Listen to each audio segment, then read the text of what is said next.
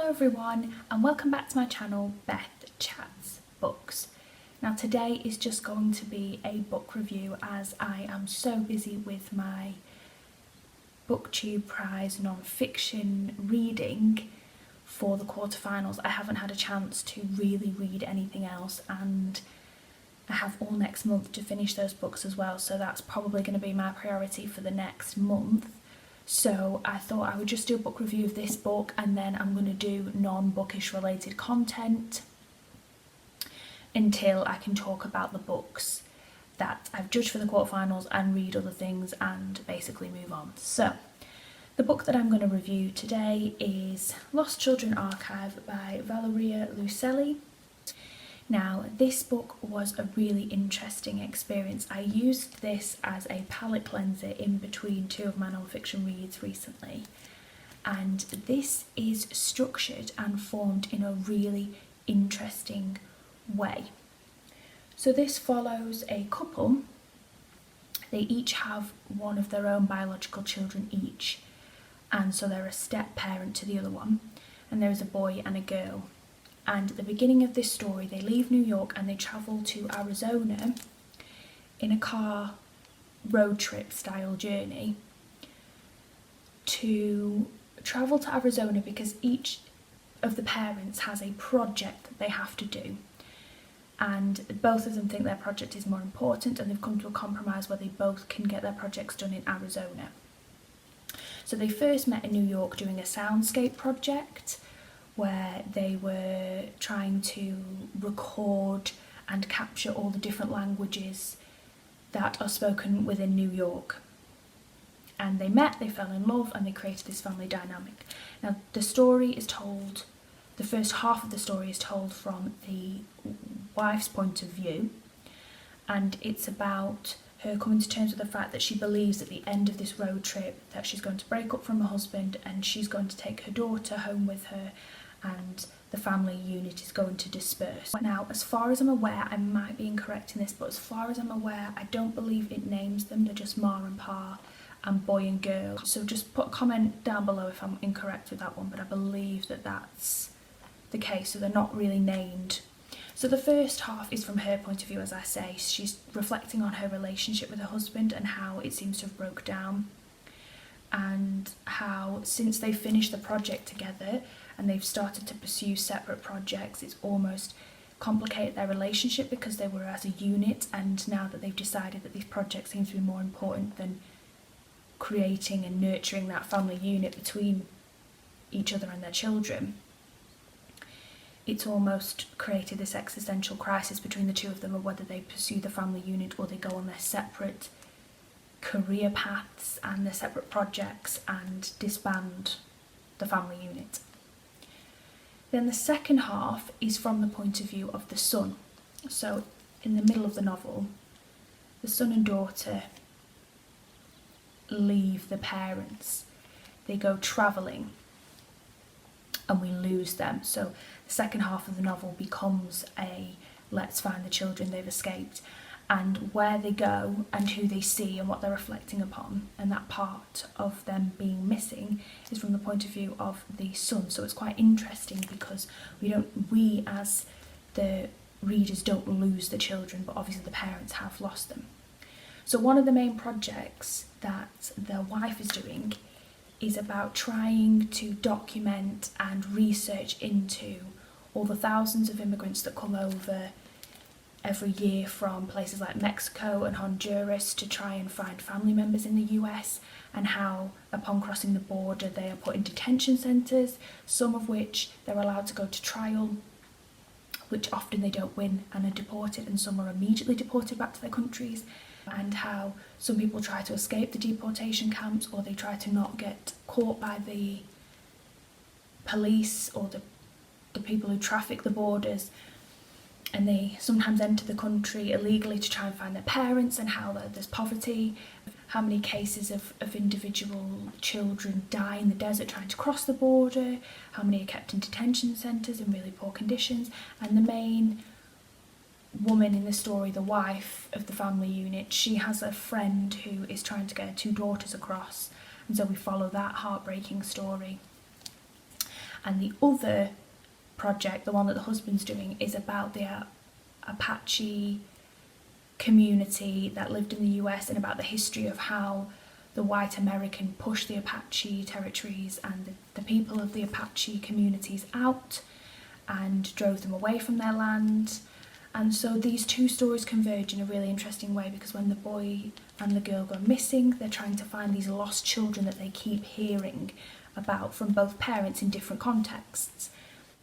I was really gripped by the part of the story that really focused on the narration from the woman's point of view, and the bits where she discusses her research and really what she wants to find out. I found this really relevant topic about immigration to the US and how controversial and difficult it is now during the Trump administration, and how America has a history of deporting Mexicans and people from Honduras and other places and seeing them as non-American.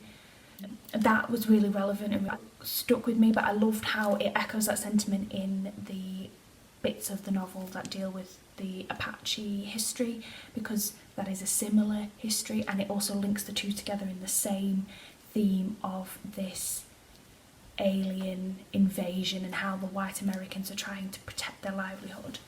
So the bits that she focused on were really interesting. The bits that were from the point of view of the son lost me a little bit. They weren't as captivating. And then there's a strange section in his part of the narration where he travels the desert with her to try and get to the location that he's promised his parents he'll meet them. He left them a note when they left saying he'll meet them at this location, this mountainous area. And they have to cross the desert, and then they kind of coincide with this other story, which we believe from the reader's point of view comes from a book that the mother's been reading that she gives to the son. And that story almost comes to life in a set of immigrants who are crossing the desert, who physically meet the children at the epicenter of the desert, which kind of started to get a bit airy-fairy for me, so I lost that. This almost, the book characters coming to life in physical form, that's how it felt reading it. So I didn't connect with that. Also the bits where this little red book that the mother has that she reads to the son, that has little stories within it that talk about immigrants crossing, those little patches of the story, when she reads them to him, I didn't find as engaging as the overall narrative, so that sometimes took me out, so it wasn't my favourite part. The elegies, I want to say, they were called something about elegies, and she reads each one, and I found that a little bit not as interesting as the main narrative. But what's really interesting in this is the father and the mother have boxes, so the father has 4 boxes, the mother has 1, then the children find out and they each want a box, and the box is filled with their own archival material. So each chapter's kind of set up about the different boxes. So obviously in the father's box, let me get to box number 1, it's got about archiving, collecting, then it's got selected books about Apache history and different soundscapes, and then when we go to hers, it's got information about, so in her box it's got really interesting bits about almost case studies of individual children that have been found in the desert that have died trying to cross, and she's got other little articles about things that have been found on the desert, or kind of clipping posters of things that the government had issued, and then images of trains in which children were sent back. So she's got some really interesting things. And then the boy and the girls ones are quite interesting. So the girl, she just kind of writes a series of noises and sounds from when she was travelling. So if you can see here, car echoes, and she's written little sounds that she's heard.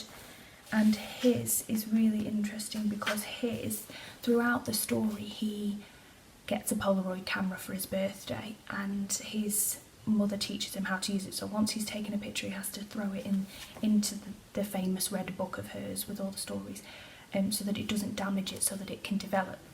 So his little box is then a series of pictures of where they've travelled on this family trip, and they seem insignificant, but once you finish the story they almost have a profound and poignancy to them. A profoundness and a poignancy to them that upon reading it you really get. So I really liked that mixing of kind of interweaving of texts and using pictures and using those boxes, almost like we can have access to those boxes to really enhance the story. I really liked that. I really liked the archiving element of this book and the way it was formed, and the interweaving of the Apache history and then the issues with immigration in the US today, and the racism and the complicated nature of that, interwoven into a story of this family and how that immigration works and the way that Apache history has been taken away has affected this family in the modern age. So it's all interwoven in a really interesting way. I found this a really fascinating novel. I think so many people will get a lot out of this. I gave this 4.5 out of 5 stars. I didn't give it the full 5 stars because, like I said, the narration that focused around the son seemed to create a bit of a disconnect with me, but overall this is a really relevant book for the modern age. I think with the scandalous things that Trump is saying about COVID-19 and how to treat it now, the way he made scandalous statements about building a wall to keep the Mexicans out, the way that America has reshaped its landscape. And I was just seeing in the news recently how the Native American community in the US are terrified because they say the government isn't supporting them with COVID-19 at the moment, and how they're terrified that they won't have the same access to care, that they're being disproportionately ignored by the whole of America, and they're so scared, and seeing their fear on the TV just shows that all the things that are raised in this book in 2019 are still incredibly relevant. And in novel form, I know it's not a non-fiction, but it really helps create that connection for a reader to really understand its poignancy, its relevancy. It's beautifully written. I think she is a really promising author, and I haven't read much of her works before. I don't know whether this is a debut or not. I don't think it is. It was longlisted for the Man Booker Prize, so I know that it's had some really high praise, but I will do a bit of research into it. I know she's the judge for the International Man Booker Prize at the moment. I know she was one of the judges for it, and it's had the shortlist out and things like that, so I'll link all that information down below. But I would definitely read anything else that she writes because the way it was formed was really refreshing and unique for me. The content was really, really poignant and relevant, and it just came in a really interesting form for me, so I was highly surprised about this, and I just wanted to put this book review out there because I don't think so many people have given it a glittering review, and I really enjoyed reading this, so I thought I'll just put a positive book review into the stratosphere for anybody who's interested. So thank you guys so much for watching, and I'll be back very soon with a brand new video. Bye now.